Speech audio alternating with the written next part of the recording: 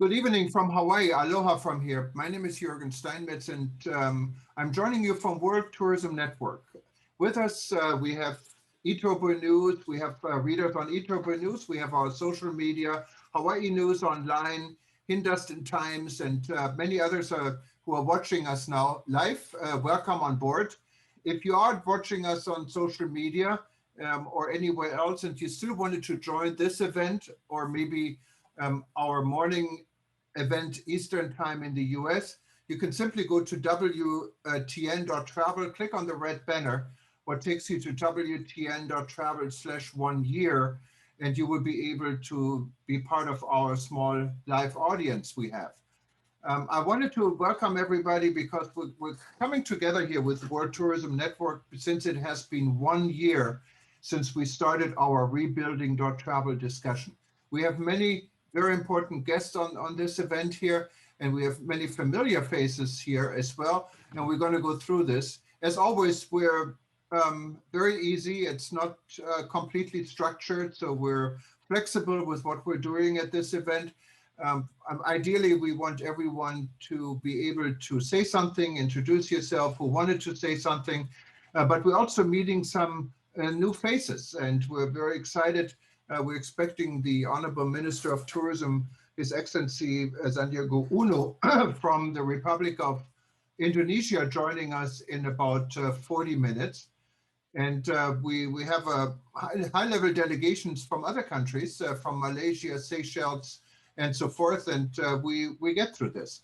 Now, for those that are not a member of the who are not a member of the World Tourism Network, World Tourism Network actually started with a discussion on March 5th in Berlin, Germany. And this was planned when Corona just became an issue about 2 weeks before the ITB trade show was supposed to start. So we teamed up at that time with the Pacific Asia Travel Association, PATA, and with the African Tourism Board, and organized an event at the Grand Hyatt Hotel in Berlin for March 5th. Little did we know that ITB would be canceled by then, and little did we know where we stand a year later with this coronavirus. It was just starting, and we really thought, okay, it's going to be the flu, and in a month from now, we won't be talking about it, and everyone was very upset that ITB was canceled. So that's when we started. It was probably the first discussion in the world. It did take place, even though without PATA and with only one member from the African Tourism Board. But those that were in Berlin, we had a good time, and we met at the Grand Hyatt Hotel. And I have one of the person who was at the very first meeting is with us. This is Dov Kalaman. I will give him the microphone a little bit later, from Israel, so he can say a few words about this. Now, 1 year, or I would say 11 months into this discussion, we were able to gain members from 127 countries. What was really unexpected. We didn't think, there would be such a feedback, but Corona didn't get better, it became worse, and more people were joining our group. So currently we have roughly about 1,500 members and about 700 observers in still 127 countries. And this is a good, influential group, both of representatives from government, but even more important, also from the private sector. We always really saw ourselves a group that mainly reaches out to the medium and small sized businesses and bring government and medium and small sized businesses together. The way we have structured this now was in December, that out of rebuilding.travel, the World Tourism Network was started. And this is the organization behind it. And we're now in the process of forming interest groups. Some of the interest groups have been very active and they are formed. And we had meetings. Others, they're still in development. And if you go to WTN.travel and click on interest groups, you will see who this is and who's behind it. This is just a rough overview over where we're heading with WTN. We're hoping this organization will grow. We're hoping Corona goes away. and WTN will still be here, because I think there is a need for people like us who see the industry, from the industry perspective, and who are not full-time employers of an organization, to help others that are working so hard to get out of this situation. Tomorrow morning, we'll be welcoming also the World Travel and Tourism Council, WTTC, joining us, and hear from them where it stands, because WTTC deals with all the big companies in the world. Now, since we're waiting for the minister, I wanted to say a special thank you to a gentleman who has, and we're going to get to Dov. We're going to get to you a little bit later, if that's okay, Dov. But I wanted to point out two gentlemen, actually, who have been a part of this organization and helped from the very beginning. Probably the person or the organization that inspired us to start WTN is the African Tourism Board. And we welcome Cuthbert Nikubi. He is the chairman of the African Tourism Board. He's joining us early this morning from Pretoria. And the rebuilding.travel idea really came later on also out of the Project Hope initiative, what was started by the African Tourism Board. So see us almost like an extended arm of Africa reaching out to the world in a discussion where everyone should be involved in. Welcome, Cuthbert, if you wanted to say a few words. The floor is yours. Thank you so much, Jürgen. I really appreciate it, all my colleagues, all the way from South Africa. But I'm in Namibia now. Since I've been afforded a second chance of great life, I need to make the best out of it. So it's time for me for moving up and down. It is really an honor and a privilege to be part of this engagement as we navigate mechanisms on restructuring our and rebound and activation of our sector. Is surely we need to be set for a restart in our sector. I believe that we have actually glorified the pandemic, that it has overshadowed the beauty and what is waiting for us at the horizon. So it's high time for us to really look within, as I believe tourism is one of the backbones of our economies that contributes so much in our gross domestic product. So therefore, we cannot afford to be in an enclosure for so long. So thank you so much, Jürgen, for your unfailing endeavors to set the pace and your contributions towards the global space of tourism. As African Tourism Board, we are surely looking forward, as the minister will be joining us from Singapore. We have so much to pollinate among us, ourselves, and among us, each other. And of course, Malaysia, I've been there some time ago. We have so much to contribute. I know they've done quite a lot of good inroads, especially within the medical tourism and tourism at large. So we're looking forward as African Tourism Board to synergize our efforts together, to synergize our endeavors, as surely we are looking forward. I'm glad that in South Africa we've activated our air traffic. So that's really, a good story to tell, that let's go back to the drawing board, let's activate, and let's not the pandemic overshadow our enthusiasm, but let us look for great things that are waiting for all of us as a global family. Thank you so much. I really appreciate Dr. Taleb. To see you in action, it's quite a pleasure. We're looking forward to be working so much closely as we put our efforts together. Thank you so much. I really appreciate you again. Yeah, thank you so much. And you mentioned Dr. Taleb Rifai, who of course has also been here from the very beginning, and without his wisdom, we probably wouldn't be where we are. Taleb should be joining us a little bit later. Today, he's also joining the second event. He had another commitment in the morning. but hopefully we hear from him later. And after the Honorable Minister arrives from Indonesia, we will just interrupt and go to Indonesia. Then we're going to hear from Malaysia after this, what is on the plan. But in the meantime, I wanted to say also a very special welcome and recognition to a man who was a minister of a very small island state, a state with only less than 100,000 people in the Indian Ocean. And this gentleman is really a global player when it comes to travel and tourism. When he was a minister, he was all over the world. After he was no longer a minister, he's still all over the world. And it's really someone who knows the global travel space and global travel industry. We're very happy to have Alain Saint-Ange with us here. Welcome, Alain. Good morning, Jürgen. Good morning, everybody, or good evening to those in the other part of the world. I think it is always a pleasure to see the tourism fraternity gather together.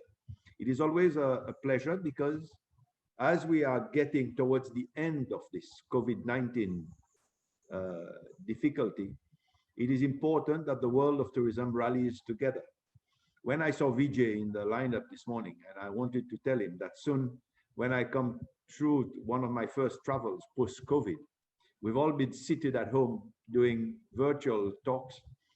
One of my first trips, I will stop in Singapore on the way to another country in your part of the world. But it is important today that the world doesn't look at the past and say, we're going to redo what we did before. It'll be useless. Every conference that we've assisted has shown clearly that we have to find a new dimension to tourism if we really want it to work.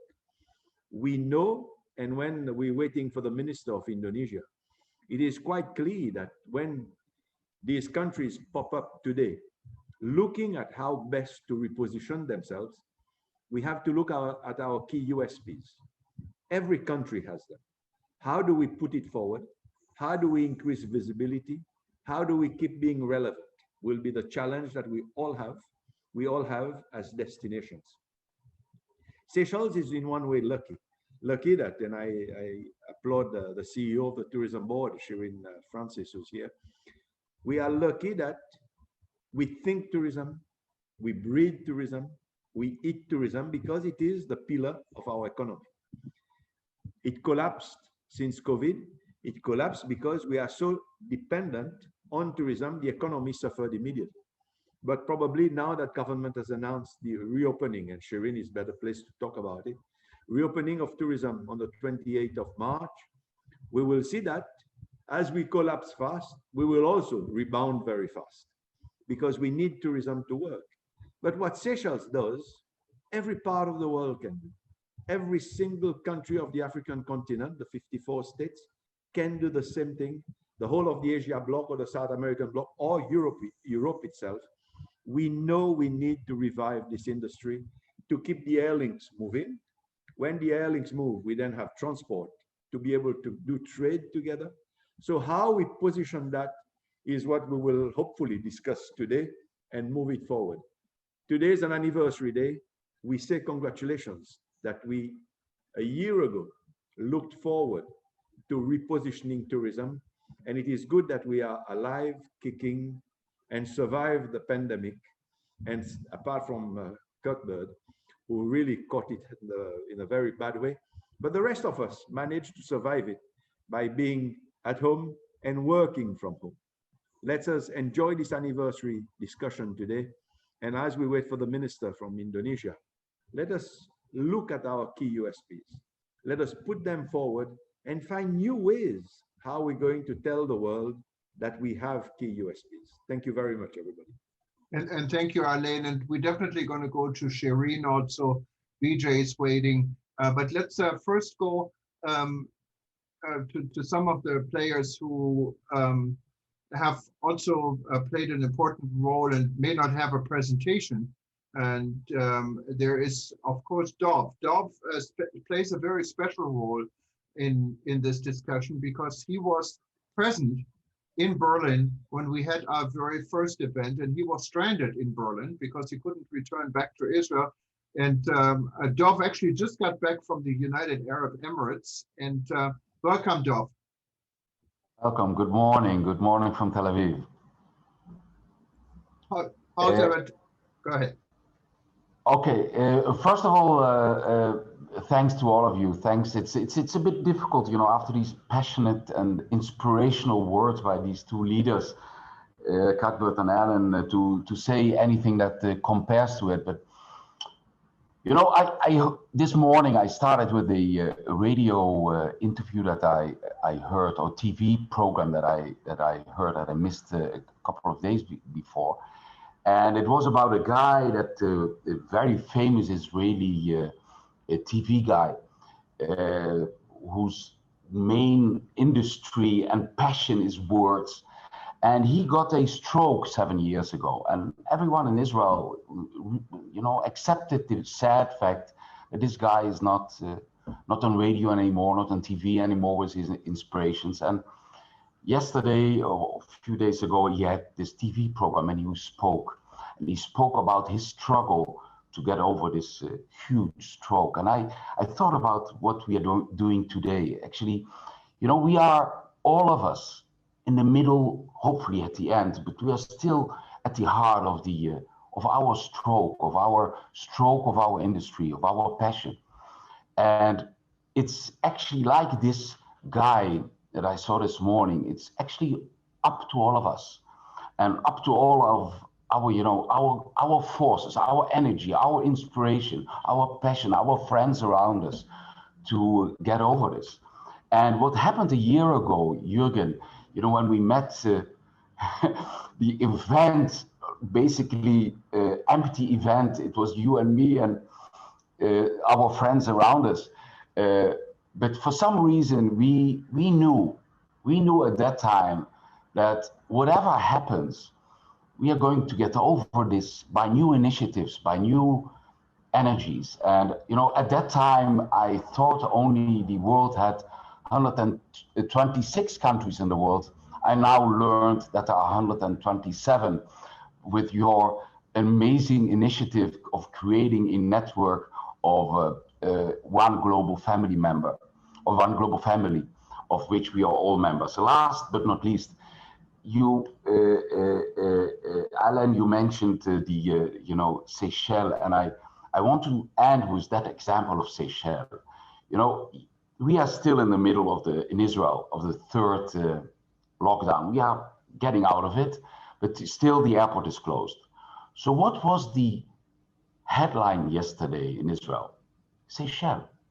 Seychelles, with the brave initiative of coming out with the announcement, listen guys, we embrace you all. We are one family, and we stop being closed. We open up our hearts and our borders, and here we are. So Israelis are now, as we are talking, borders still closed, you can't go anywhere, but we know we will overcome another week, another 2, another 3, and we will go to Seychelles. Why we go to Seychelles? Because there are the leaders, the brave leaders who pick that little spot of light and make it into a beacon. So with these words, I would like to thank everyone at this great anniversary. And thanks, Jürgen, thanks you a lot for bringing us together. No, thank you very much, Dov, and thanks for attending. Also recognizing some of the comments here. Henrique Zayai, I now attend a number of events, and thank you for joining us in the middle of the night, your time. You're with the Venezuelan Travel Agents Association in Caracas, and I don't even want to figure out what time it is, but it must be like 3 or 4 in the morning, and that's very commendable. Also, we have another gentleman who I think joined almost every event we had, and we give you a chance at the end to raise your hand if you wanted to, both of you. Stephen Brown, he's joining us from New York, and he has joined, I think, we had now close to 100 events this year, almost everything at any time, what is quite amazing. Now, I wanted to go to Deepak. George, Deepak is in Nepal. He's in Kathmandu. He was the former CEO of the Nepal Tourism Board, also on our board at WTN, has been here from the very beginning, got the Hero Award, and it's really an integrated part of World Tourism Network. And thank you for that, Deepak. The floor is yours. Thank you, Jürgen, and namaste to you all, my dear friends. First of all, I would like to extend a huge congratulations to personalities like Jürgen for your untiring effort and consistency, persons like Talib Rifai, Peter Tarlo, many friends like Ellen, Cuthbert, Dob, Vijay, Paul, so many, Rudolph, so many friends are there. So only because when we are together, we are creating impacts, yes. So 5th March, a very remarkable day in today's tourism world. Basically, I would like to say the timing is not so good in global tourism, but this day is really a very happy day for all of us. If we look at our tourism, this whole year in 2020, we closed our doors and we're observing the situation through our windows. Slowly, every country, they are opening up their doors and then relaxing their kind of situations and lockdowns. And I believe sometimes this COVID-19 is obviously a very, very big hit in our tourism. But before that also, if we look at the situation in past 5, 6, 7, 10 years, tourism was growing very differently, widening very differently. Disruption and innovation are also a new norm in today's socio-economic climate, and more so in the tourism ecosystem too. By harnessing the strength of this notion and having a very comprehensive understanding on an ongoing current context, we can achieve positive transformation and can tackle vulnerable, very uncertain, sometimes very complex, sometimes a very kind of full of ambiguous situation in today's world.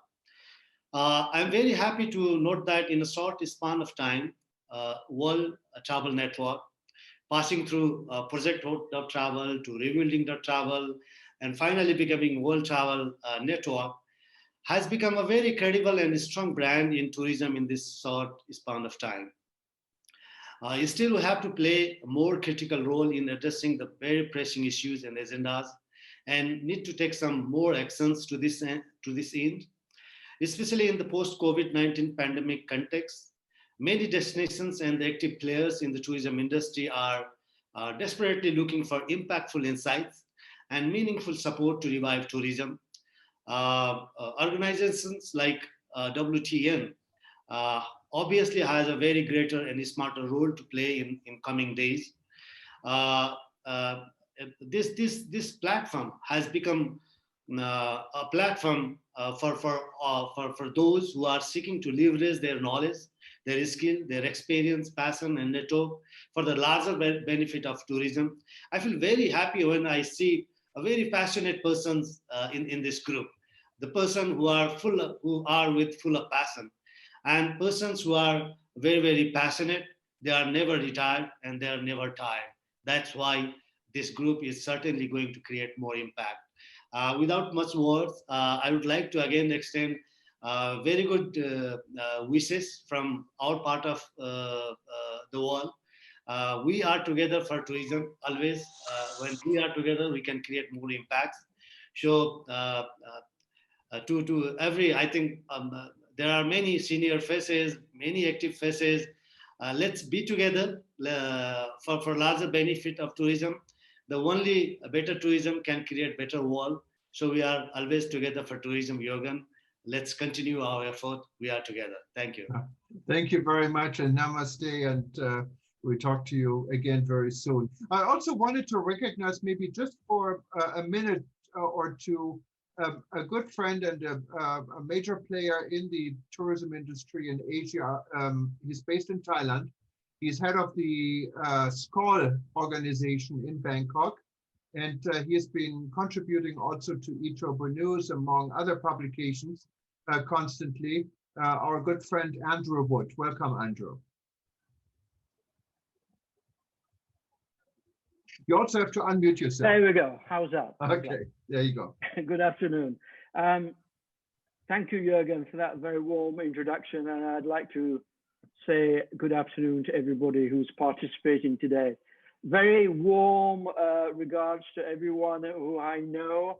I have to say I was particularly impressed with Alan's opening remarks, and also our wonderful friend in Nepal who has very close contacts with us in Skull. I'd like to echo all of those sentiments. May I use my time just very briefly to talk about what Thailand is doing in the last few days, which is generating some kind of excitement. And that is that we have, as an industry, decided to petition the Thai government to set a horizon, a gateway for opening tourism in Thailand again. And the industry is putting together a petition of 100,000 names to reopen Thailand on the 1st of July. Why the 1st of July? Because that gives us a good 5 months, 6 months ahead to get ready and prepare. And as you know, travel and tourism, it's not an instantaneous, just open the door and walk in. We have to set up programs, train staff, prepare products that have been closed, and so on and so forth. So that's why we've given quite a long lead time. But with vaccination, we've always said in the industry that vaccination is going to be the golden arrow, if you want, that's going to pierce the heart of COVID and let world tourism travel again. Well, the vaccinations are starting. Some countries are achieving very quickly close to some kind of herd immunity by local immunization of the local population. We're not there in Thailand. In fact, we're only just starting that process. But as soon as the government has procured all of the vaccines, we now, I think, have over 60 million for a country of 17 million people. As you know, some of the vaccinations include two inoculations. So we are procuring more, and we're going to be starting that process very soon.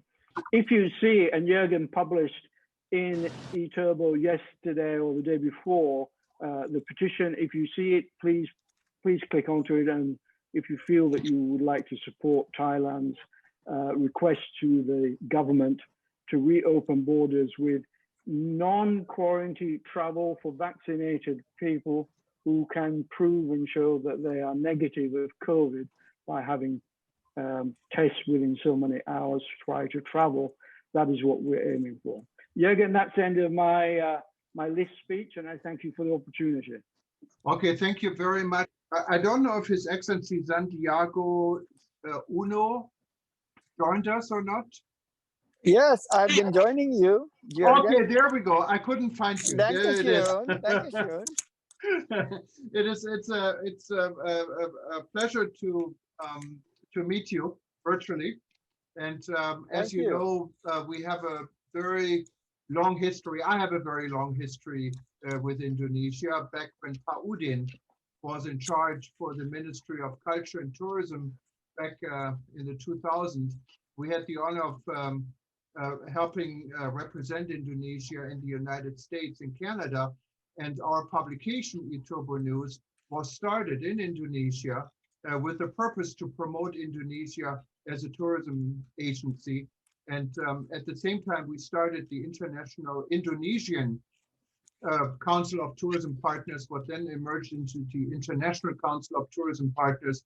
Eventually, it merged into all of this what we are today. And we've been talking today about our 1-year anniversary for the World Tourism Network and our global discussion on rebuilding.travel. Obviously, Indonesia is one of the most important countries in tourism, very diversified, huge country. It's really an honor to have you here. And I wanted to thank you for this. And I wanted to thank also Moody Astudi, who I've worked with back in 2000 on Indonesia to have organized this and be part of it.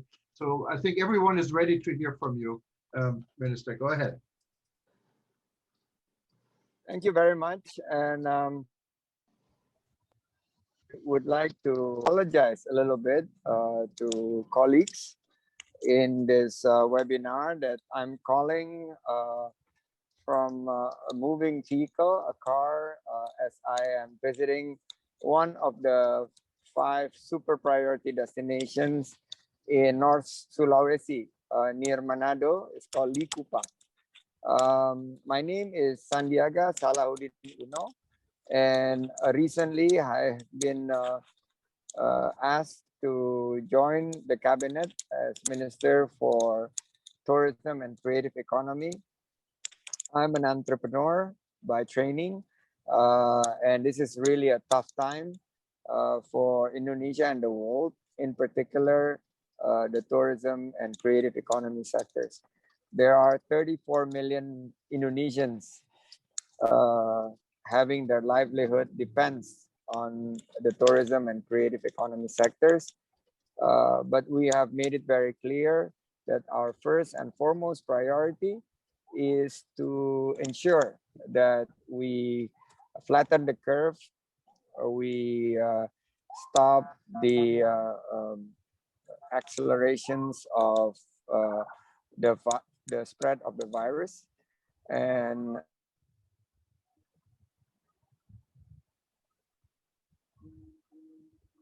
I think we may have lost you here. early restrictions.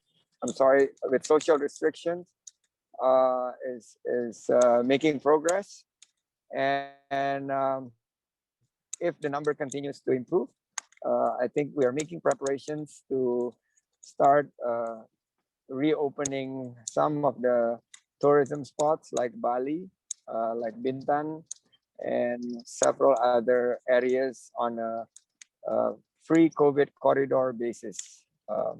So we look forward to continue the dialogue. In the meantime, we will work hard to flatten the curve. We have also begun vaccinations. So along with the increased adoptions of a very strict and disciplined health protocol, like wearing masks, which is mandatory across nations, social distancing, and washing hands on a regular basis. We're also ramping up testing, tracing, and treatment. And now with vaccinations, we are targeting that 70% of Indonesians will be vaccinated in the next 12 months.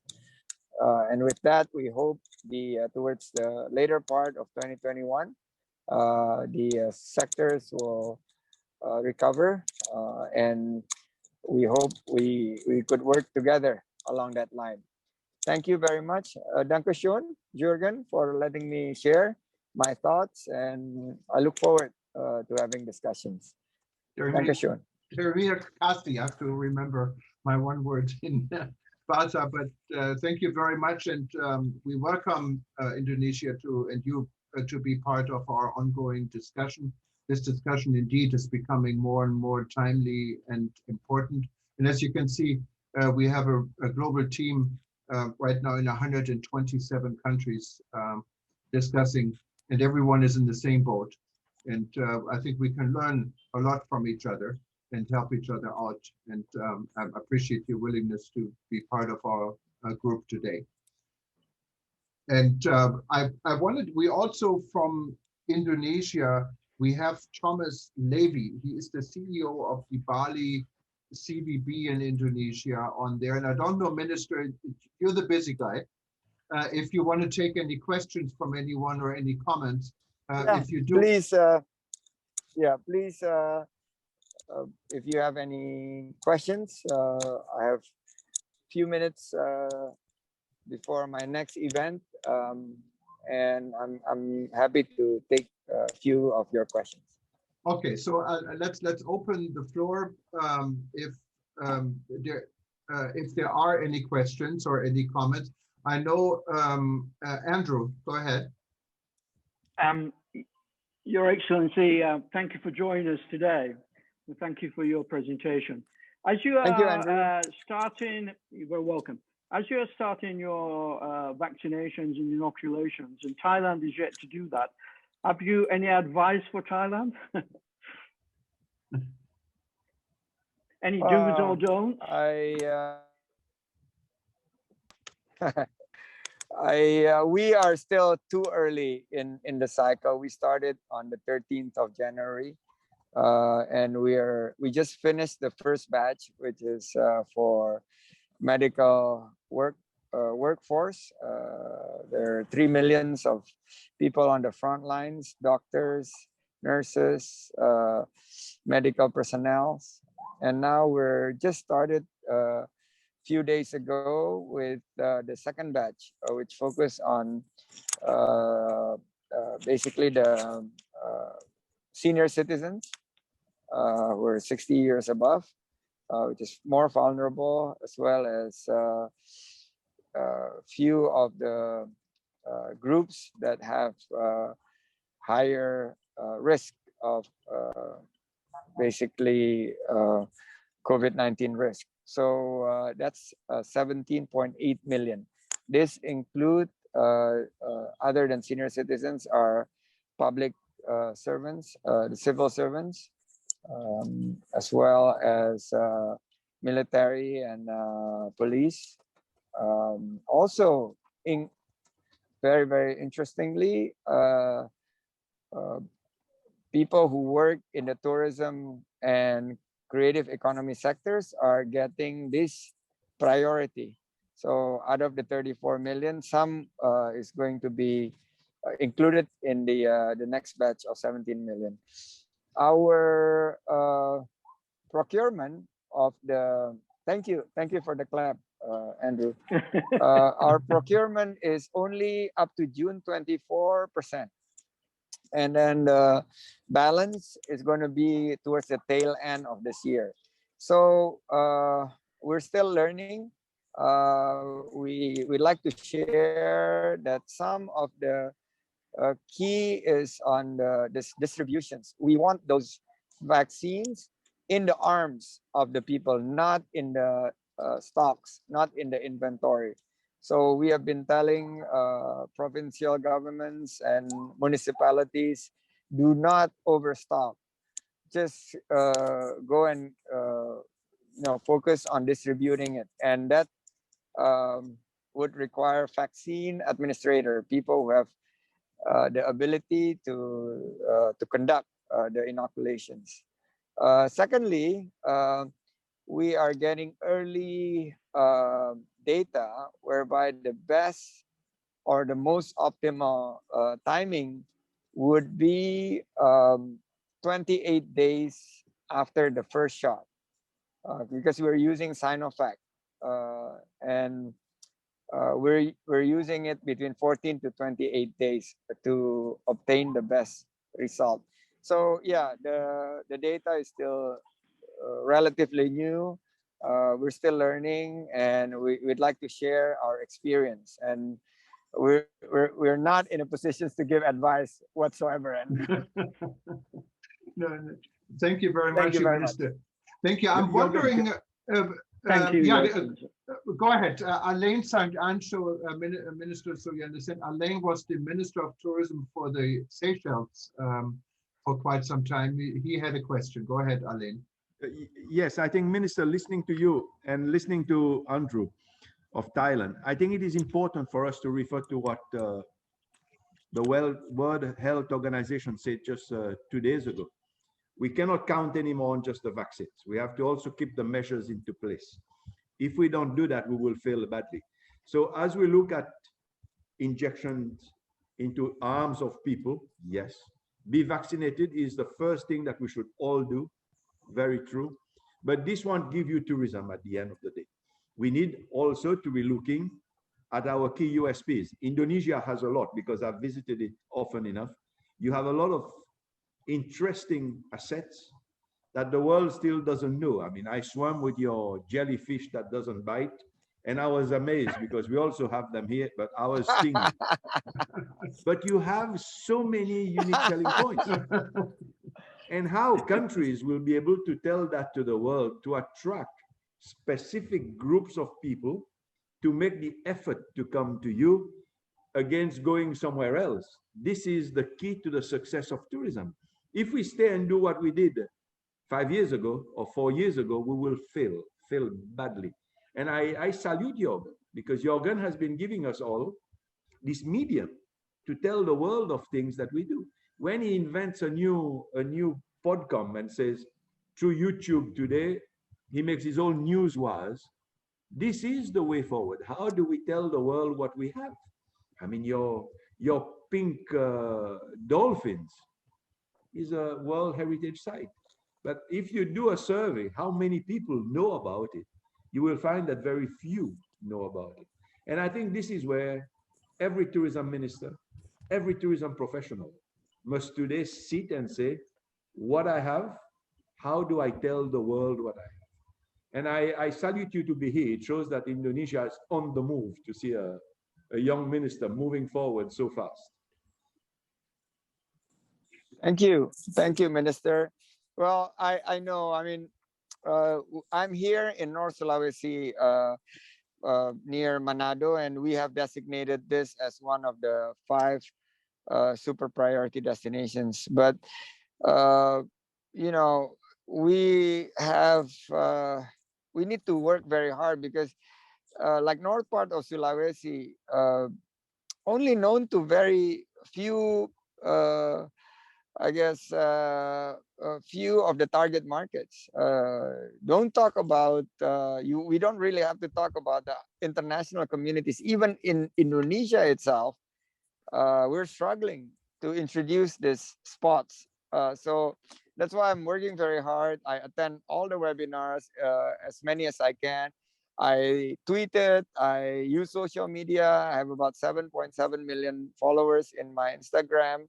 I have a YouTube channel that dedicate towards developing basically knowledge about tourism and creative economy. So yeah, thank you for reminding me. And yeah, I really would count on the network of World Tourism Network to help each other, in particular during this very difficult time.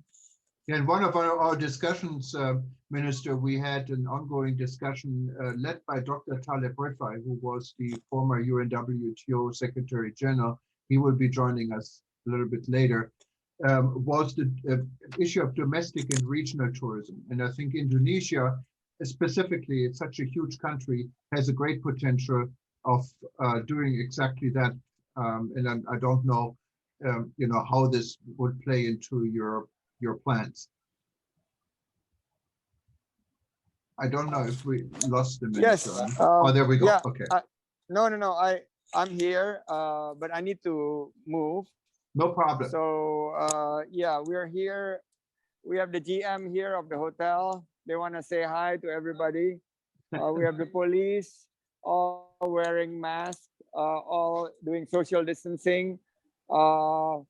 I'm very happy to connect with you all, and hopefully from beautiful Manado, we would like to welcome the World Tourism Network and hope that after the pandemic, you could visit us. Thank you very much and good luck. Bye-bye. Thank you very much, and thank you for attending. All the best. And but Vijay is the head of our aviation interest group, and he has been very busy. We had 2 events also for the aviation group just recently.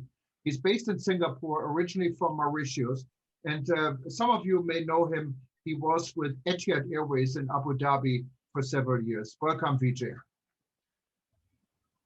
I think you need to unmute yourself. There we go. Thank you very much, Jürgen, and congratulations to you and everybody on this call for having thought of this idea of bringing people who are interested and committed to travel and tourism together, even before we were in the thrust of that pandemic. The airline community obviously is reeling under COVID, and because it's so intertwined with tourism, both sectors are obviously hurting a lot. COVID-19 has literally clipped the wings of most airlines. And the tragedy, of course, is that airlines are known to, and tourism for that matter, to thrive on bringing people together. And the bringing people close together is exactly what COVID also needs to thrive. Hence this traction, which is hurting travel and tourism. Airlines lost 118.5 billion US dollars last year and have debts in excess of 651 billion US dollars.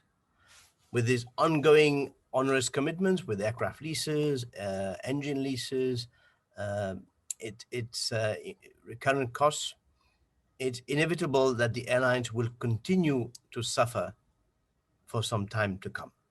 More than 40 airlines have already collapsed since COVID-19. And IATA announced only last week that it estimates that the cash burn for 2021 to actually be around 95 billion US dollars. So it's going to be a long, hard challenge, and it's not being helped by the fact that you have another sort of challenge in the background, which is probably going to come more in the forefront as time passes, is the environmental challenge. And again, this is something which both the airline sector and the tourism sector need to spend more time thinking about it, because the world has woken up to a higher level of sensitivity to climate change. And I think whereas aviation was very much on the radar in terms of criticism, there's currently obviously a little window of opportunity, because with the basic collapse of the airline sector, the CO2 emissions from the airline sector has dropped significantly, for some CO2 by more than 60%. So I think that window, to me, must be used to actually try to work hard with all the stakeholders in terms how to make sure that when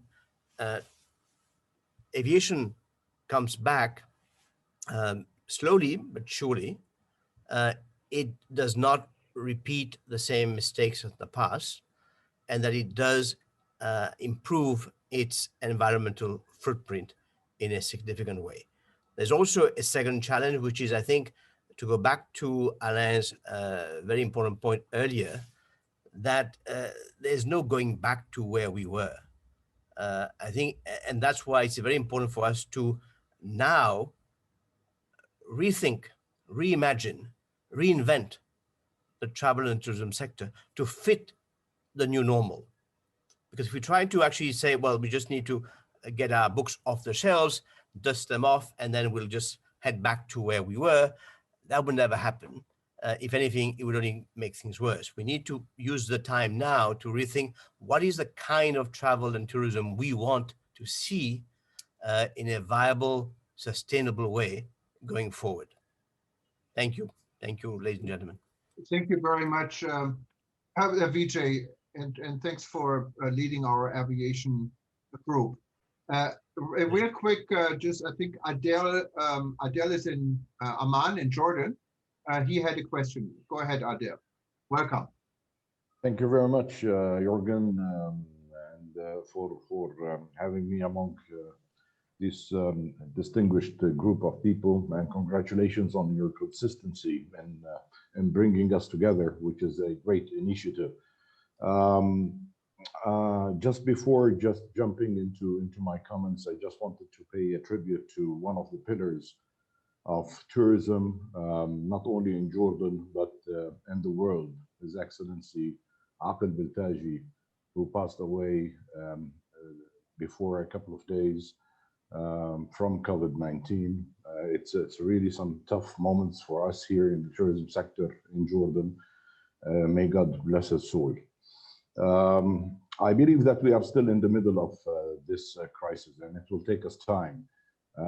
As Andrew mentioned, without the appropriate and effective vaccination for populations in order to create this social immunity, I believe that travel will still be not sufficient especially that we need to create the assurance of safety for travelers as such. I personally traveled during these days, and I've seen how challenging it could be, whether it's in the airports or the airline or in hotels or elsewhere. So passing the message, I believe, of safety is extremely important. As His Excellency Alan said, um, uh, uh, creating or looking into the USPs is extremely important. Yet, what is also important is creating these safety measures and the confidence in the travelers that they can travel safely once again. I think that this COVID-19 taught us many lessons. It definitely will change the way people will travel. But again, it could be an opportunity into looking into other experiences where people can hopefully enjoy in the near future. Regards from Jordan, wish you safety as always, and hope to see you soon again. Thank you, Jordan. Thank you very much. And may I propose just maybe a minute of silence for Mr. Akeb Ajiji. He really was, we called him a giant in tourism. And it is very sad.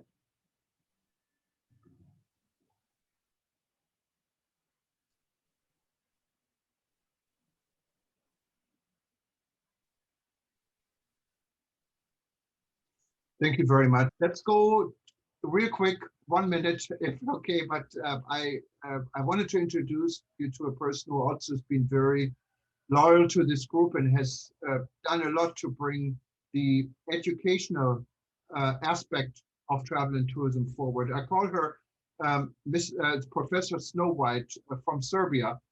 Just maybe a short greeting. I know this wasn't on the schedule. You're on the schedule for our other events, but I wanted to make sure people see you. And I hope we didn't lose you. You were here. Oh, there you go.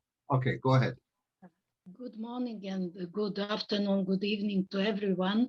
Education is very, very important is in this stage of rebuilding tourism, because as most of you said, it's a new time, it's a new reality, and we have to make the most important step in education for tourism and education in tourism.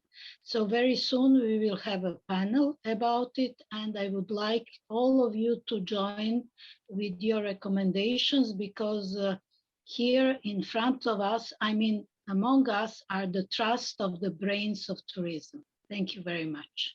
Thank you very much. And just I wanted to go, if that's okay, real quick back to Indonesia, to Bali. Then we're going to go to the Seychelles, hear from Shireen. And then we have a little bit more detailed, very interesting presentation from our Malaysia chapter and from Malaysia. But Thomas Levy, he is the CEO of the Bali CBB and in Indonesia. And welcome to our group, Thomas. The floor is yours. I'm trying to find you here. All right. Actually, my full name is Levi Lantu Jurgen. Oh, I'm sorry. Okay, I had, I guess I got this wrong, but sorry about that. Right. Okay. Yeah. Yeah. Hi, everyone. Thank you, Jurgen, and thank you, Bomodi. I mean, it's good to be here. And I knew this WTN. I've been working with Modi since like over nearly 20 years. We've been working with tourism industry when I've been busy moving around. But now I'm working with the Bali Convention and Exhibition Bureau, actually in Bali. And as our tourism minister just explained that Bali will be the focus when the tourism opened in Indonesia beside Bintan Islands. So for Bali,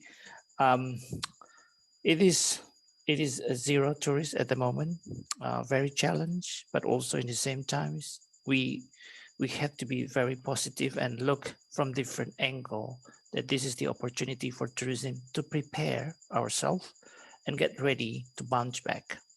And with this COVID pandemic, it's like awakening everybody in Indonesia, especially in tourism industry, and Bali as the face of Indonesian tourism. What we do in the past year, I mean, we're still doing it, is a collaboration. I like this word collaboration, that we all working together. Under Bali Tourism, we have Bali Tourism Board, which is have 20 association under Bali Tourism Board.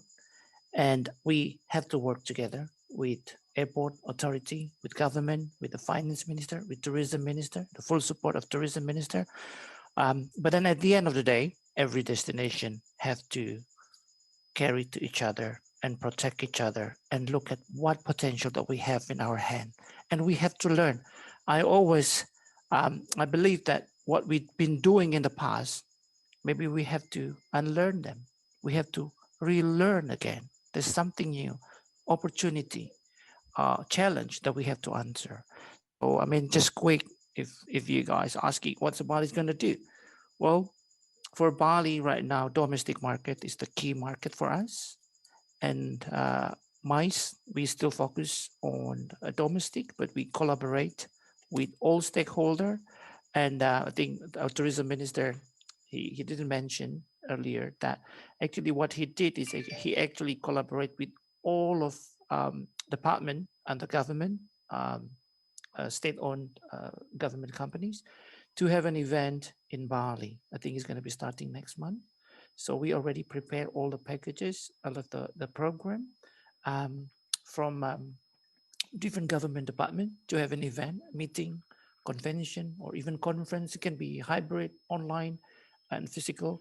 We're going to do it, but we still have to maintain, we have a program, it's called a Cleanliness, Health, Safety, and Environmental Friendly program that has to be put in a high discipline that is going to be applied in every process, starting from arrival until departure in Bali. And we've been practicing in the past, I think, nearly 5 months. We've been practicing this, and every business or organization in Bali, they have to get a certification to obtain this. It's a license. It's like a license. They have to obtain it. And the other interesting part is now we go back to village. So what we're doing in Bali here, just to share with all of you, that with this pandemic, it's actually give a lot of time for us to look back of what is tourism all about? Why people come to Bali? Why they have to come? They tourists, like most of you, we've been in Bali. I believe you attract, with Bali. Some people call it a magic islands. It's because people maintain their culture, their lifestyle, and they keep it. And we're going to keep doing it, and we're gonna even go back, and we're gonna make sure that we put that as a priority, which is we call it a tourist village. We're going to develop our tourist village in our 8 regions areas in Bali, which is approximately about 104 villages. So we're going to build not only the cleanliness, health and safety program, but also the integration on digitalization. It can be applied for payment, virtual tour, etc. So, yep, while we getting ourselves ready, I hope that I can welcome all of you in the future, either event or personally you come to Bali. Let me know, let me Moody know. We look forward to welcome you on the islands of God's Bali. Thank you so much. Back to you, Jürgen. Thank you very much, Libyan. I cannot wait. I mean, in 2000, 2001, I went to Bali every month. And it was kind of my second home. I stayed at the Kulkul and Faisal's resort, and it was wonderful memories. A lot of work, but also wonderful memories. It's a beautiful place to visit, and I know your convention facilities are absolutely fantastic. And I know with the reopening of the outside, I cannot remember the name of the outside facilities you just did. I can't wait to see it. Yeah, I agree with you totally. Totally agree with you, Thomas. Actually, I'm physically actually not in Bali, Thomas, because of because of this pandemic. I get stuck in Australia, so I cannot go back to Bali. So you can see how bad I am. that I want to go back to Bali. It's Well, nearly a year. well, we all see the end of the light. We see the light at the end of the tunnel. I mean, the vaccine is out, and that's what we have been waiting for. I think the whole world is waiting for. And let's work to this and make it a better tourism world after this. And we're all going to be Yes. smiling again and smiling together at one Yeah. of your conventions in Bali. And Yeah, thank you very thank you. much, Thank Vivian. you, Jürgen. I wanted to go to another place what is, at least for me, it's very close to my heart. And that is the Seychelles. I always say the Seychelles is almost like our island, Oahu here, where I live in Hawaii. We could be sister islands. And I think we should become sister islands. And a very good friend, the head of the tourism board for some years now, Shireen Francis, is joining us, and she has been patiently waiting. And welcome, Shireen. And I'm so glad you're here. Thank you, Jürgen. Thank you for pulling me in.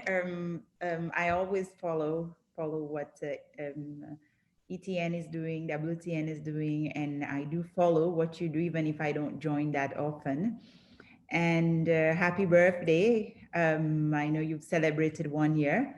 And so all of us in this COVID pandemic, we've celebrated a year. Seychelles have celebrated a year of having been without tourists for almost a year. We started receiving a few here and there in August, September, up to December, but then January we were back almost at zero again because of developments and the evolution of the pandemic globally. I'd like to acknowledge all the tourism experts and tourism fraternity present also today, of which is my former minister, Alain Saint-Ange, and for all those who know, this is the person I started my career in tourism with. He was my mentor.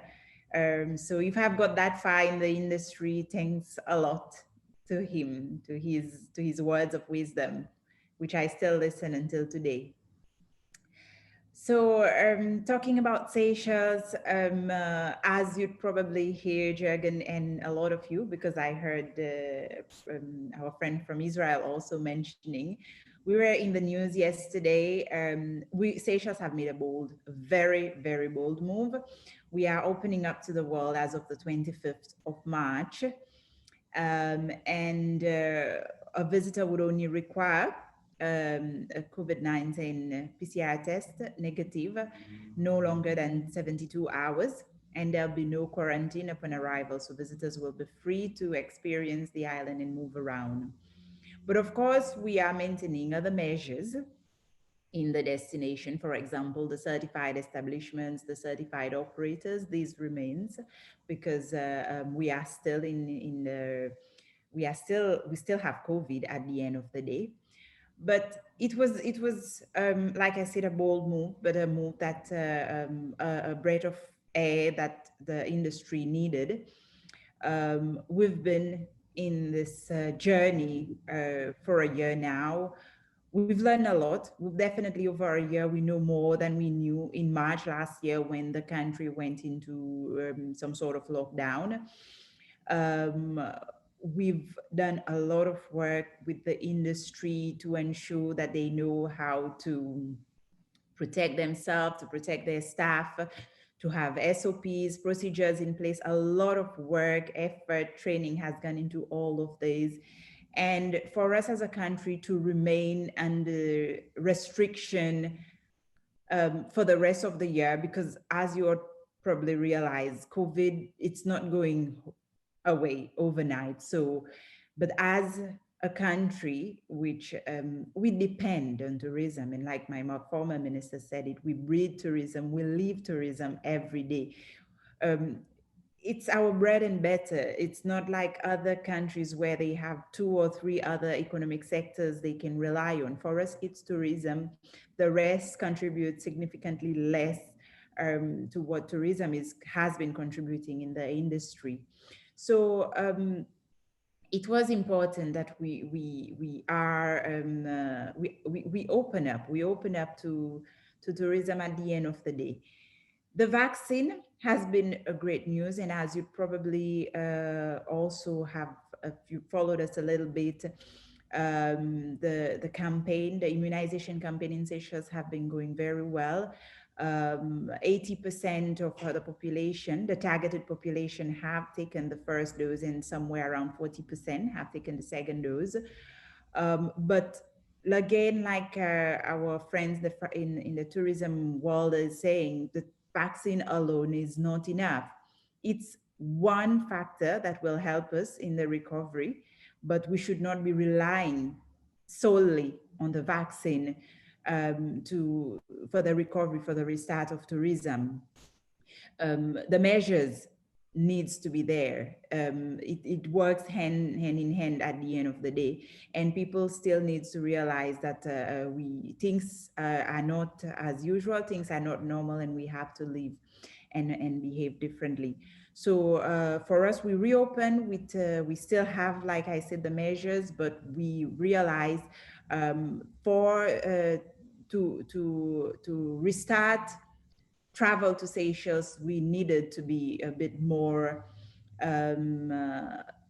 simple with our measures, a bit more make it easier for a visitor to be able to enter the country, and for airlines to be able to restart on the destination. It needs to be very clear, very simple measures at the end of the day. And it is true, we cannot go back to doing things the way we used to in the bygones in 2019 or even the years before. We've moved into a whole new era, I would say, and the COVID-19 pandemic have really taught us a lot in terms of what we should really be placing importance on, what is really important for us as a destination, and how we should be moving forward. The road to recovery, it would be long and winding. And for me, I've identified 4 S's that we need to focus on for this recovery. The first one is to spot our customer, our persona. We need to know who are these people who would be willing to travel post once you open, where they are, what are they searching for, what's their hobbies, what are their aspirations, what's on their mind, what are the things they are craving for. So it's important for us, it was important that we do network a lot, get as much insight, have access to as much information that we allowed us to know where are the people who are willing to travel and what really they are thinking in terms of travel as well. So this is where also you make sure that your USP aligns to the needs and wants and the desires of your potential travelers here. You have to stay relevant. And of course, the next thing is structuring your message and knowing what do you put out there, what do you say, and how do you communicate, how much you communicate as well. Situate, position yourself digitally. There are so much opportunities digitally today, and we cannot run after each and every of these opportunity possibly, but it's important to know what works for your destination and where you should be positioning yourself, where you should be, people should be seeing you more, and how much messages you push out there.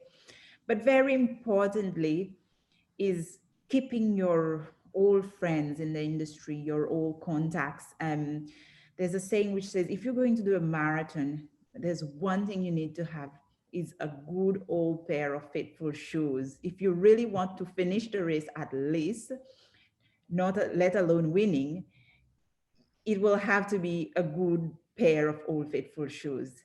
And in that road to recovery, you need to know who are your good old pair of faithful shoes here, who's going to walk with you along the way from the beginning till the end, and it's not going to let you halfway. And it's partnerships, working with them, and that will help you in this journey. And I'm proud to say that the platform Jürgen and all of you here, even if I don't network as much, but Jürgen, I hear from him every now and then. You've been one of this old pair of faithful shoes, I have to say. But we have lots in the industry, and believe me, from my experience in this year, it's been keeping in touch with these people. They are people in the industry. They are your some of your tour operators, some of your media partners that the minute you pick up the phone, you WhatsApp call them, they answer you, you said, I want this news out today. They will give you 5 news if you've asked for one.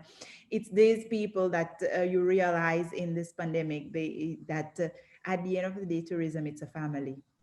It's a big family, and it's this family. If we are united and we work that journey together, we will all make it at the end of the day. So that's my sharings for today. I'm open for questions. Thank you, Karen. Yeah, you're absolutely right, and this is exactly what I always envisioned for this group. We are really a group of family members here. We're all in the same group. We're not fighting.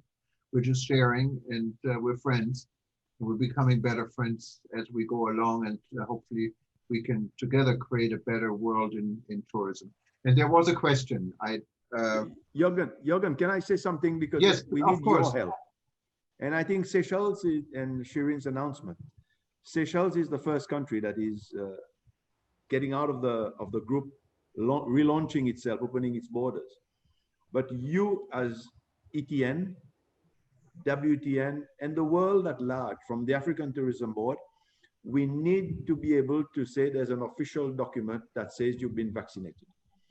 This will have to come sooner or later, and the faster it comes. Europe is deciding what to do today, but I think it's taking too long. It is not new to the world. There is the yellow fever or vaccination plans that we all carry a little booklet with us. So it is done before.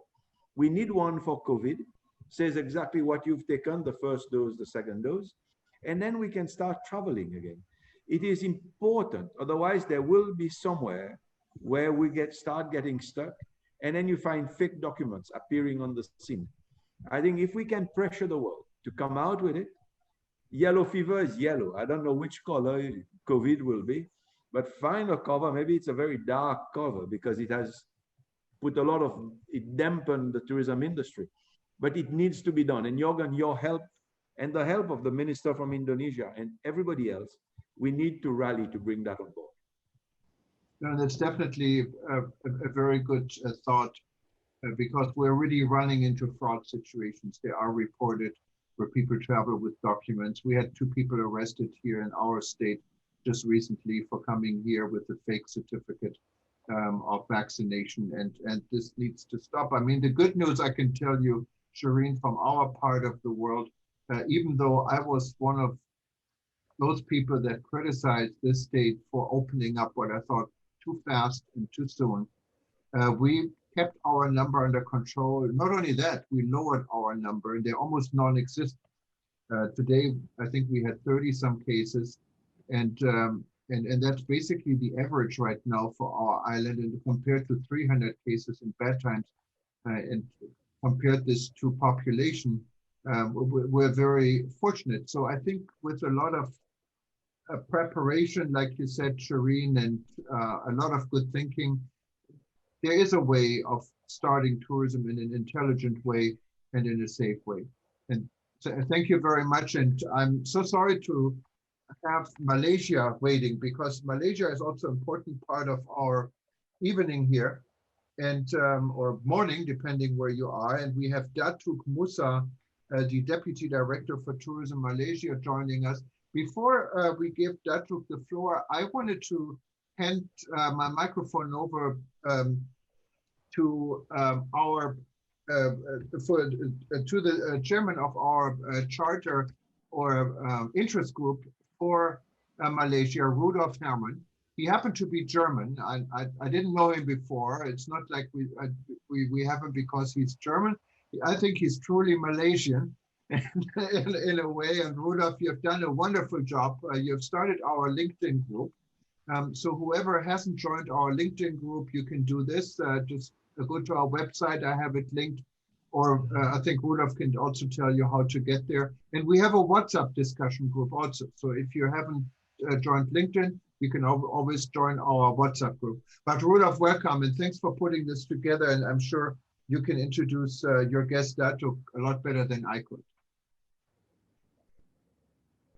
That's very nice. Good afternoon from Malaysia. I hope you're all doing well. And yeah, thank you for all the sharing that we can experience here. That's really good. We can learn a lot from other destinations. And that is the reason why we actually founded the World Tourism Network, which came from the Rebuilding Travel initiative, as you have seen in the invitation to this event. The Rebuilding Travel initiative was about 1 year, exactly 1 year ago, actually in Berlin. I was a member actually on that time, but I could not come because ITB was cancelled and I didn't travel to Berlin. So it was founded by Jürgen and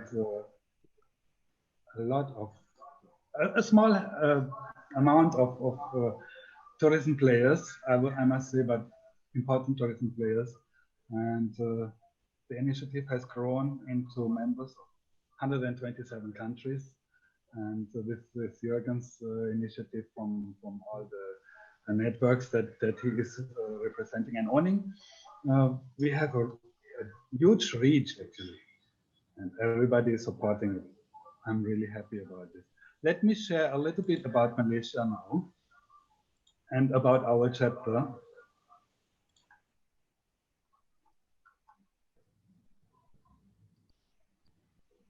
Okay.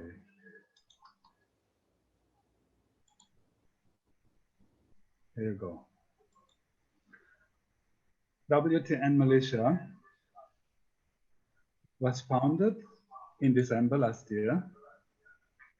And it came actually from the idea to link our LinkedIn groups that I have done earlier, which is Rebuilding Travel, with the same thematic from World Tourism Network.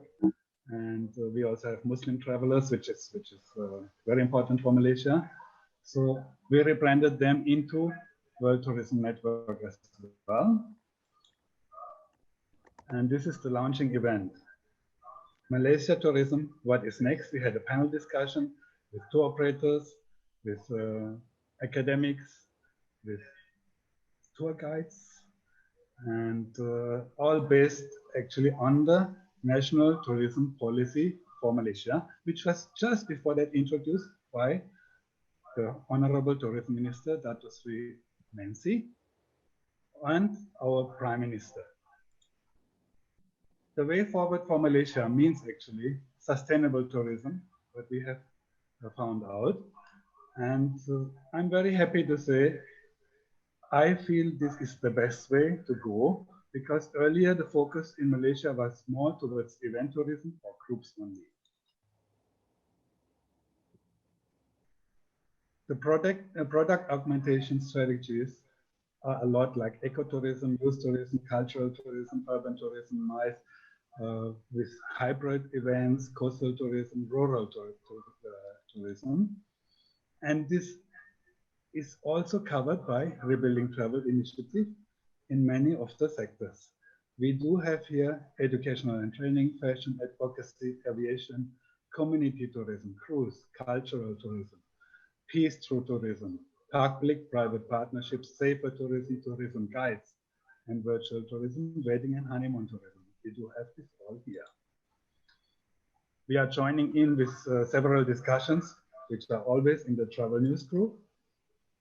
And some of the shares that we have in our LinkedIn groups, just recently, our tourism minister, Datuk Sri Nancy, she announced that she is very happy we have now the inter-district travel opening for the tourism sector. So it is allowed to have tourism in Malaysia, but only within the state. So people from one state, they can come to the hotel, to the zoo, to tourism destination within the state.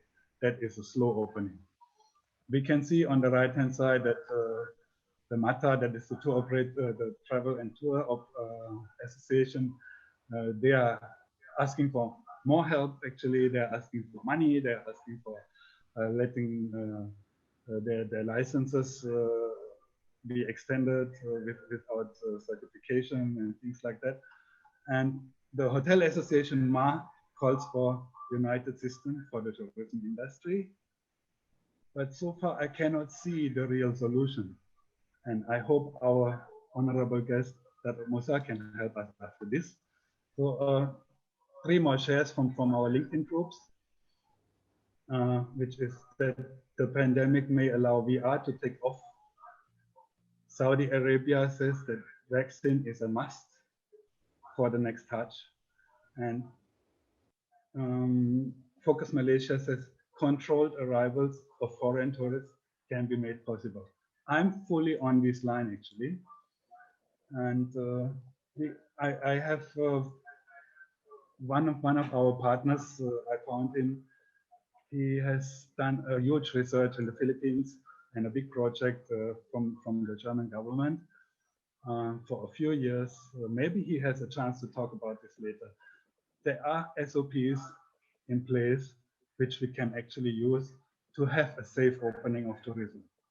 And this is what I would like to propose, because we need to be proactive, not only ask for money, not only ask to do something from the government. The government has to do, the government has to do everything.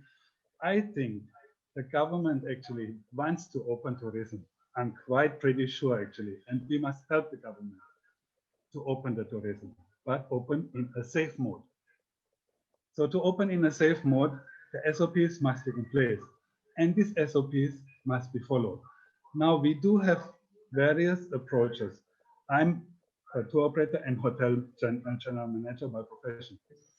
I know from many of my colleagues as well, yes, they do have SOPs which they should follow, but they are not really implementing it full-heartedly, and they are not really doing it the way it should be, I feel. Like when I was a general manager, before COVID, I already put a focus on clean the button of the lift, because I don't want that anybody will get any germ or virus from there. So things like this should be more frequently. So now in Malaysia, we have a system that is a voluntary system for hotels that is valid for 3 years. And that is a physical audit that will come anytime in between, which is not enforced, which is a voluntary thing.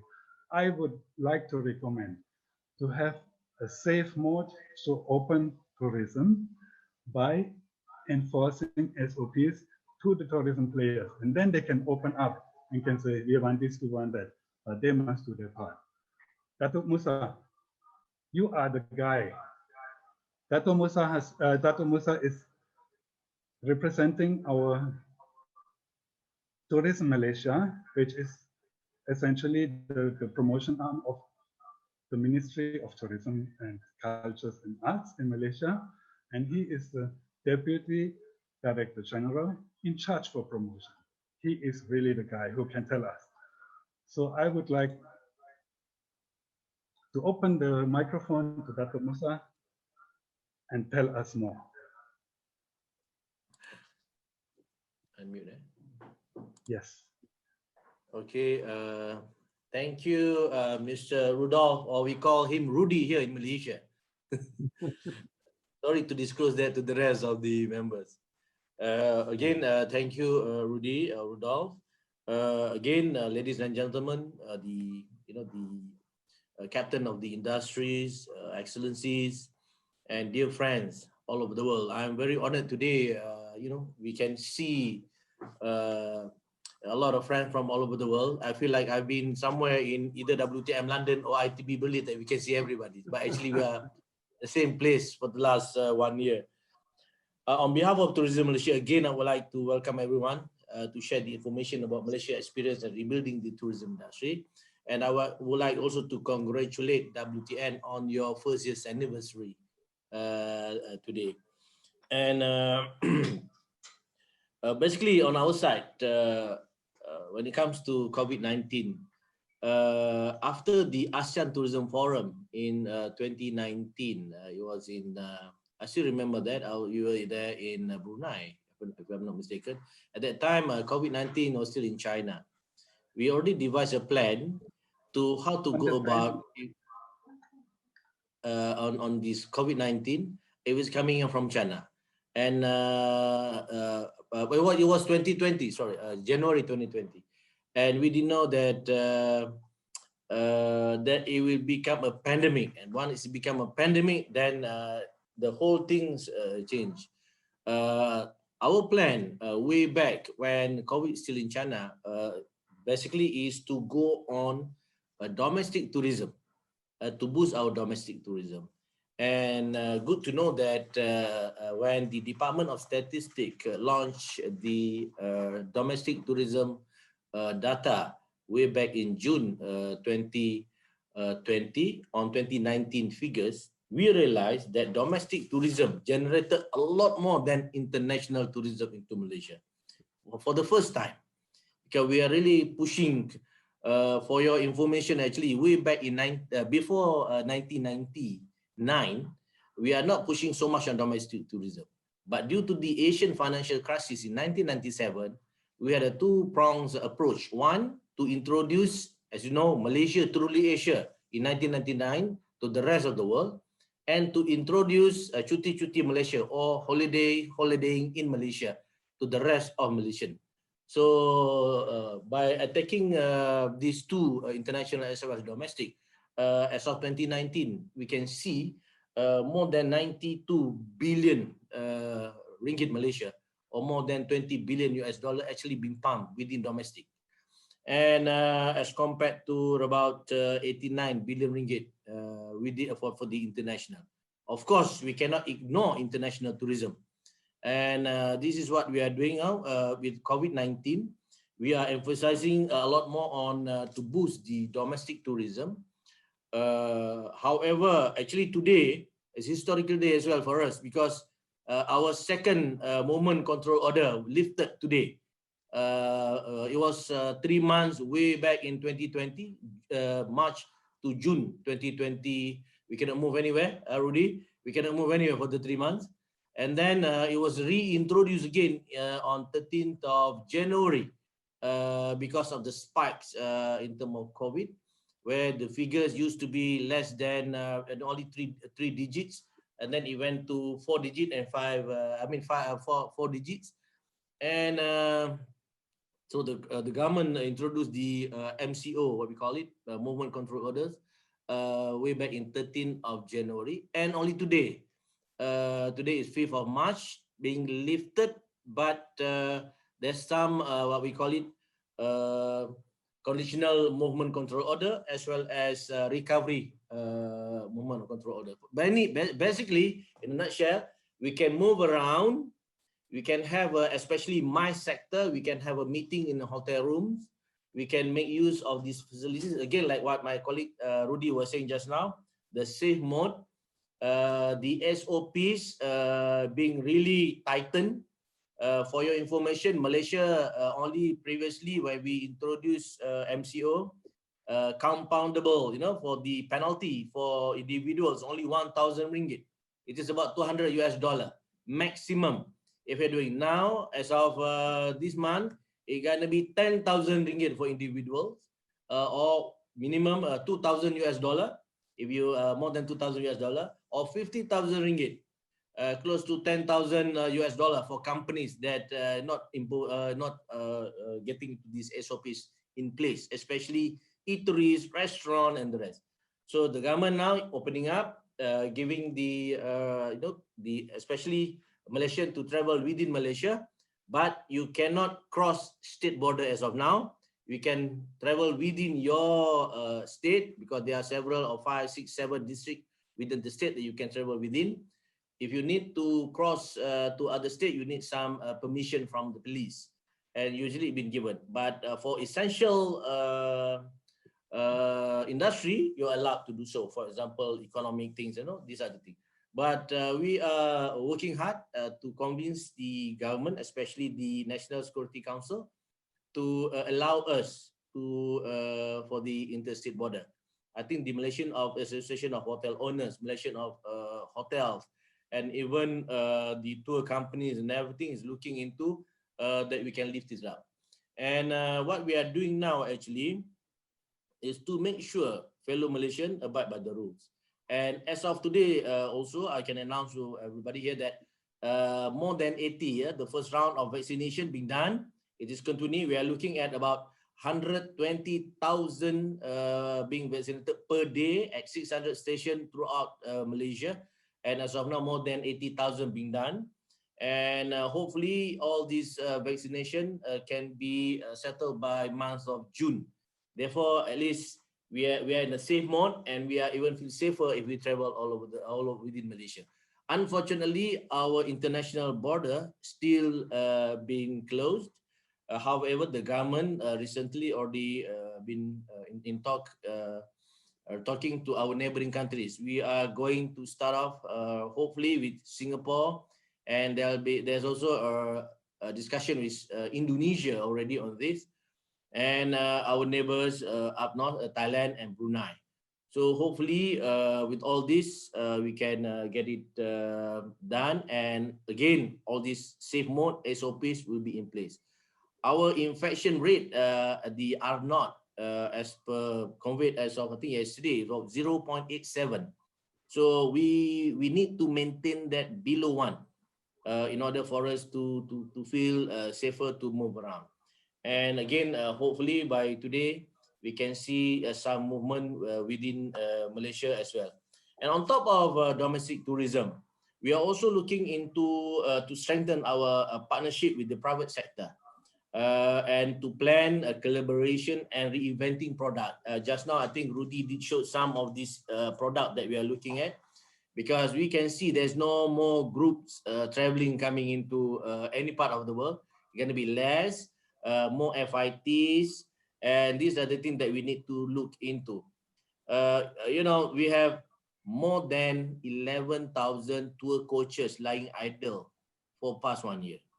We got more than 11,000 tourist guide not doing their guiding. And tourism employ 3.6% out of 15 million workforce in Malaysia. It's about quite a big number, and every 4 person in Malaysia in tourism, as compared to the international every 10. We are every 4 in tourism, and these are the things that we need to really look into it. And tourism industry in Malaysia, I think the rest goes to the rest of the world, that we are the first impacted by COVID-19. We are going to be the last to recover. And by doing so, what we are doing now is we need to build up the confidence to travel to the rest of fellow Malaysians within Malaysia, as well as from international into Malaysia. That's why I think Rudy did mention as well, whereby the hotel come up with the clean and safe campaign, whereby it's like Singapore, our colleague in Singapore, the SG, the green, whereby the hotel having the infection. We have no transmission generated from hotels, none. As you can see, the spike coming in Malaysia, because what the government did, they moved into all areas, especially factories and construction areas, and start to swab every single workers. And this is why you can see the spike coming in. And now we have done thousands and millions of those, so we managed to reduce it down. So these are the things that we've been doing. For example, one factory in Selangor, one of the state, that factory alone, 4,000 people infected with COVID-19. And we managed to stop the whole thing from moving. And now with vaccination, perhaps if we can get the herd communities with that, then I think we can be okay. We can start looking into opening up. And we need to really open up the border. Again, I would agree to that, because aviation industry really need to come in. Currently, Malaysia Airlines, Malindos and the rest also impacted, but they managed to fly in and out. We are still working with Qatar, Emirates, they're coming in and out. But in a way, fortunately, because Malaysia, one of the biggest producer of rubber glove in Malaysia, airlines coming in to bring out cargoes instead of human being out of the airline. That's why we work closely in order to tell the rest of the world about Malaysia, the confidence into travel. But we put on hold a lot of our advertising efforts internationally because this is a blackout time. We can't do much because people cannot travel. What we are doing is basically to communicate strategically, communicating with the rest of the world, telling that Malaysia is safe. We are putting this is our COVID number. We'll be transparent about it. We mentioned which are the centers, for quarantine hotel and the rest. And for that matters, we even going to vaccinate even foreigners that staying in Malaysia, those expatriates within Malaysia, and even workers in Malaysia, because we do not want only Malaysian, but the rest remain, and then the whole transmission will be there. We'll make sure everyone will go into that. And we're also enhancing our tourism promotion. The tourism board, we're still having our 33 stations abroad, and they're still moving and kicking. What they're doing basically is to enhance our efforts online in the respective area. For example, our office in Netherlands, in Frankfurt, in Europe, as well as in America and North and East Asia, still having communication, B2B presentation with the private sector of Malaysia and with the state government, that we tell them the new product that we have, what are we doing, and so forth. And I think on top of when we come to advertising, instead of normal traditional advertising on TV commercial, that kind of thing, we are moving into social media. And fortunately as well, we got several actually Insta famous or the influencers got stuck here in Malaysia during COVID. So some of those become our spokesperson in terms of food, in terms of arts and cultures in Malaysia. So I think these are the plans that we have done. And hopefully with this bubble that we are going to look into later on, perhaps with China, part of China, Indonesia, Singapore, and our neighboring Bali and Thailand, we can slowly opening up. And again, I think as what Alain was saying just now, we need to have this so-called vaccination passport. Among the ASEAN ministers during the last 2 weeks meeting, we were already talking about vaccination passport. That therefore, at least within ASEAN, we can start moving into this. We don't have any problem in terms of that. And hopefully, I think we realize airlines and even airport in Malaysia even ready to open up. And we're also telling the industry to look into the touchless mode. Now people do not want to holding a menu. They would like to go all these with QR code, with everything, contactless passport and everything. Our colleague in Singapore already been doing it, and these are the things that we need to do. And hopefully with that, we will manage to move and forward. And of course, the government also put up a fund more than close to 100 billion to support the industry, not only tourism but the rest across. For example, the wage subsidies, that kind of thing. Even moratorium in terms of loan to your excursion bus or tour coaches, just to make sure that everybody can survive. And hopefully by today, when we see that basically the MCO being lifted and we can adhere to SOP, then everything can be, at least we can start with domestic, and whatever thing good in domestic we can emulate for the rest of the world.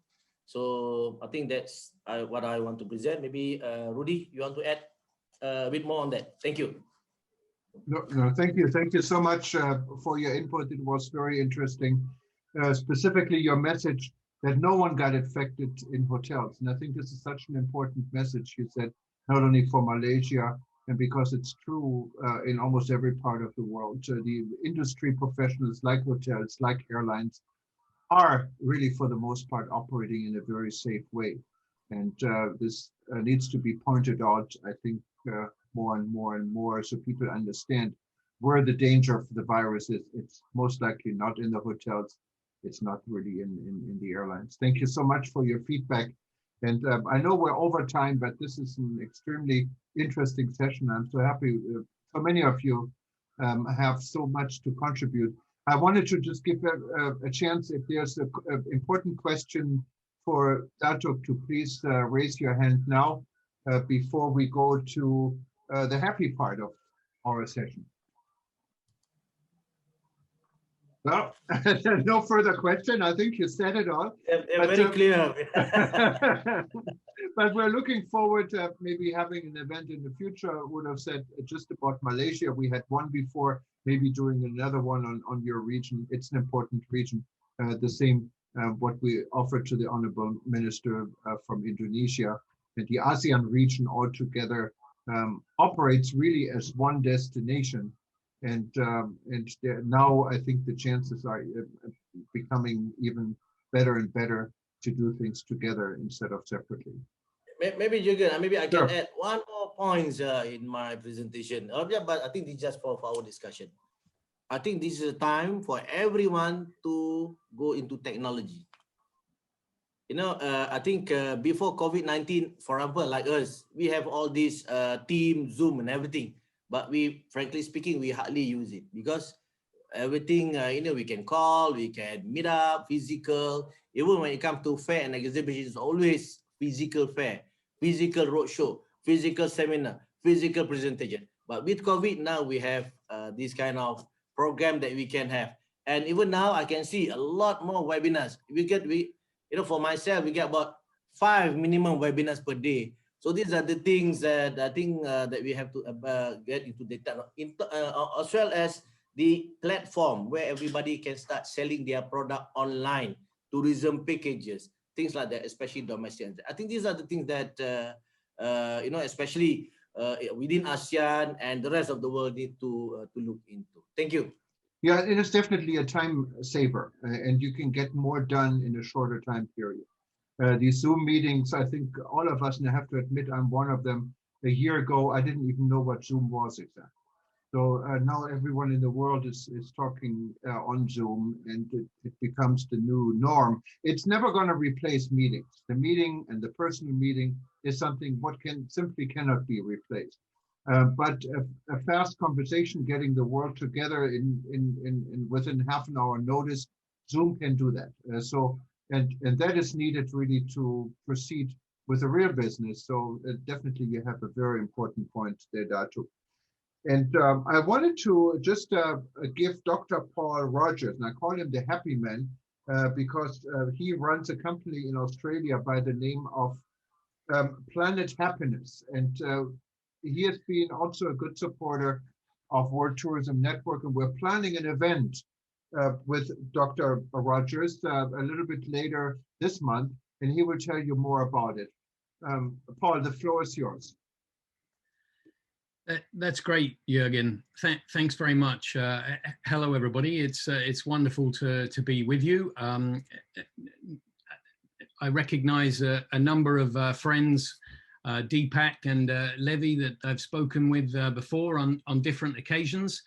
Jürgen, I wonder if I could ask, in a moment, I just want to share one slide on the screen, if I may, if it's possible. Sure. To have permission to do that. Great, thank you very much.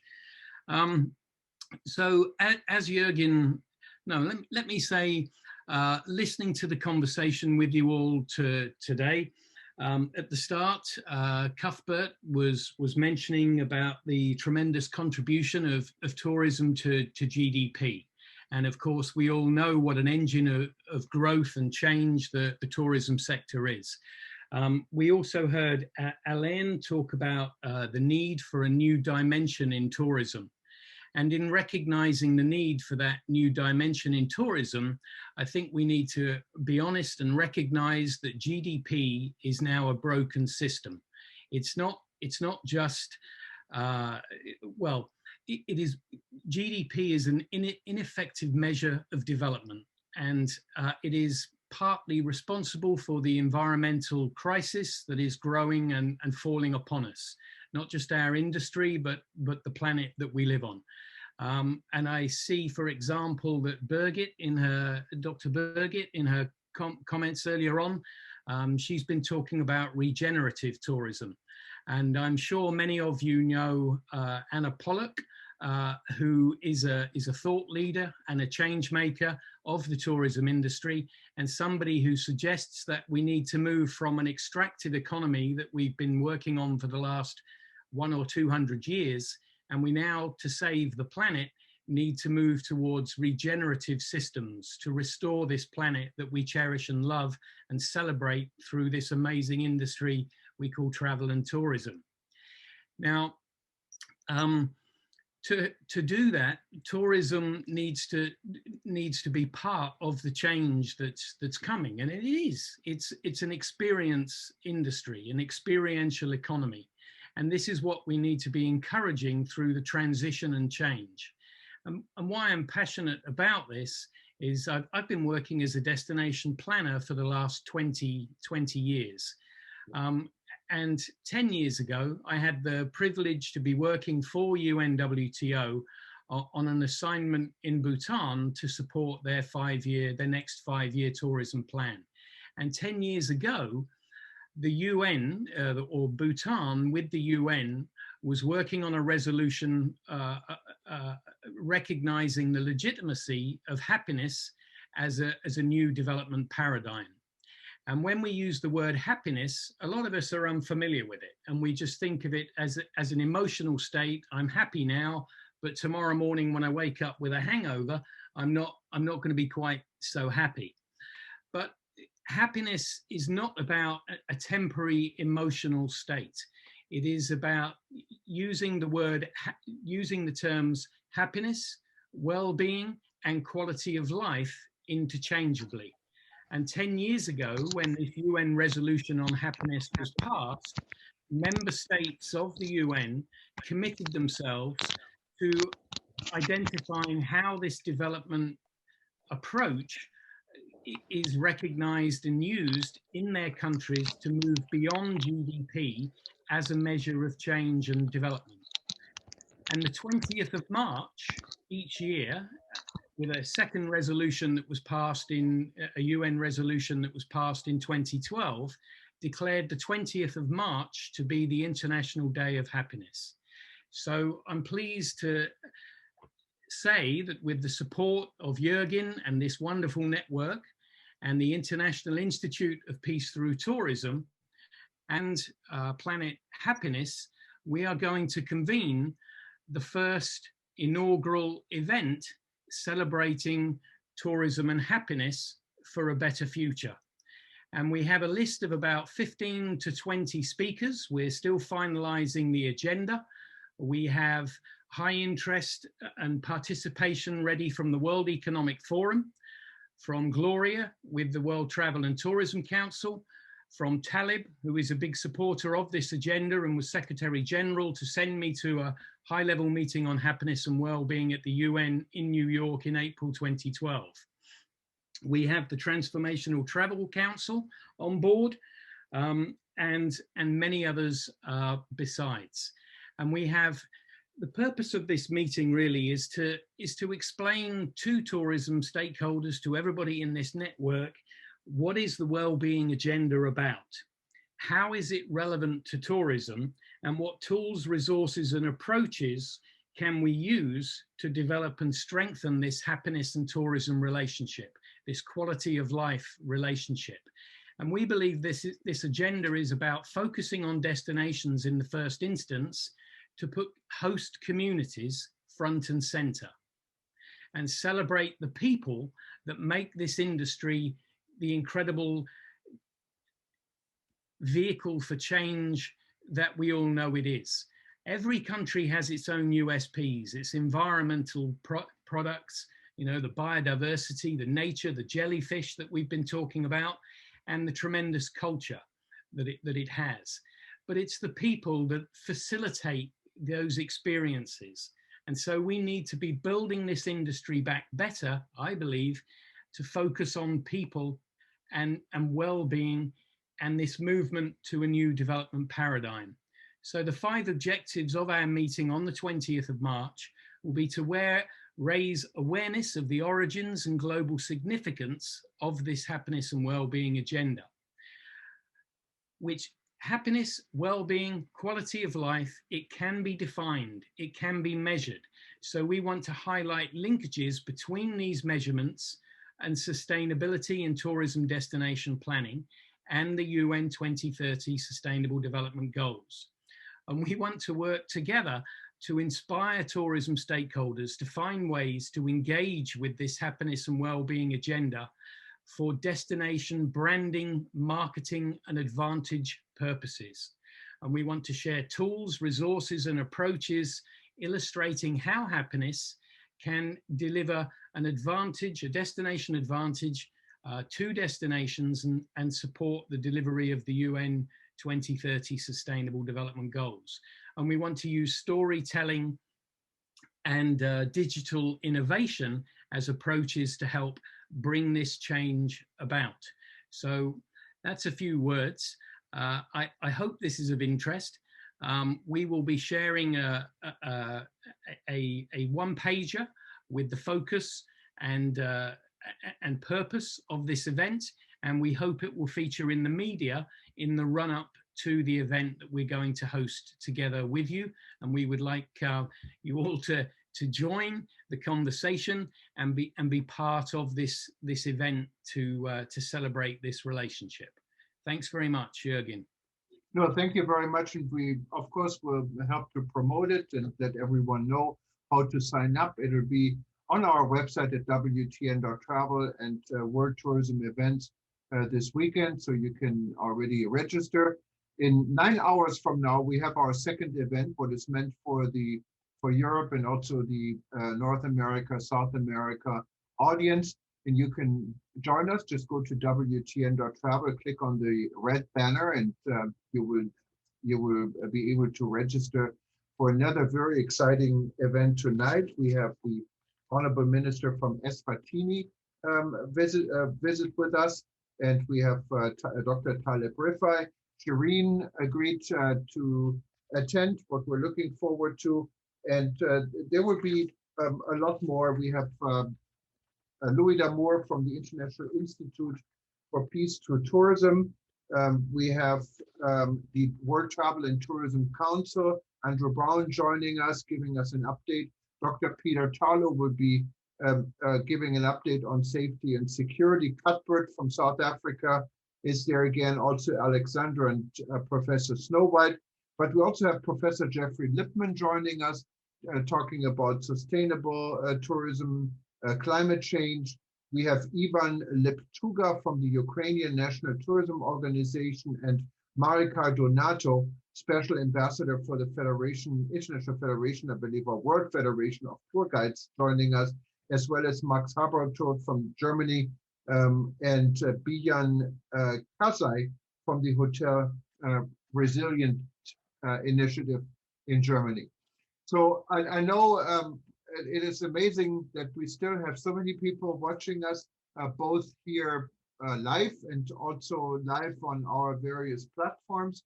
I can look at the numbers so far. We had 23,820 tuning in so far in the live event. And when we're done tomorrow, it'll all be archived and then replayed all weekend.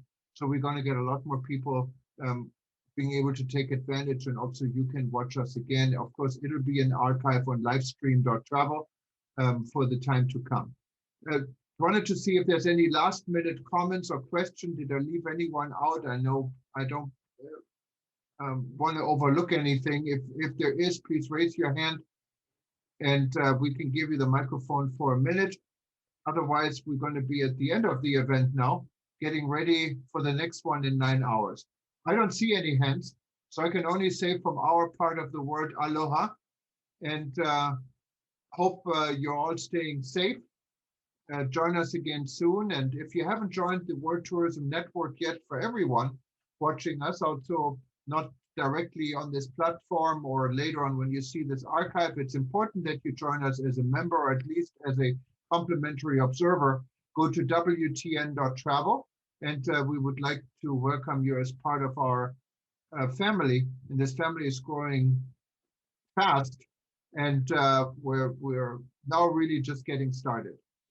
Thank you, everybody, again, and we hope to see you in 9 hours. or anytime. Bye-bye.